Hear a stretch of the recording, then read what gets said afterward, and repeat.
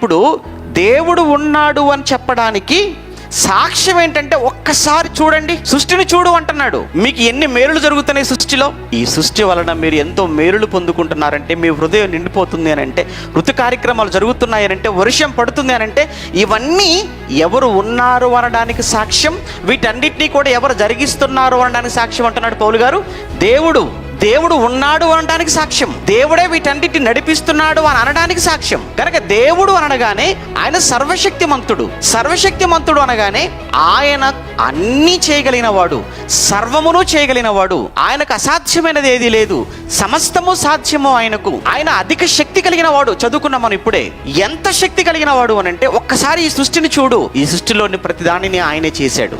ఆయన ఏమీ లేనప్పుడు సృష్టిని చేసిన వాడు. ఈరోజు మన సృష్టిని వాడుకొని పాడు చేసుకుంటున్నాడు తప్ప, ఈ సృష్టిని ఉపయోగించకుండా, సృష్టిలో దేనిని కూడా మనిషి ఉపయోగించకుండా మరొకటి ఏదైనా మనిషిని చేయమని చూద్దాం. ఇప్పుడు దేవుడు లేడు అంటాడు, ఈ సృష్టి దేవుడి వల్ల ఏర్పడింది కాదు అని అంటాడు.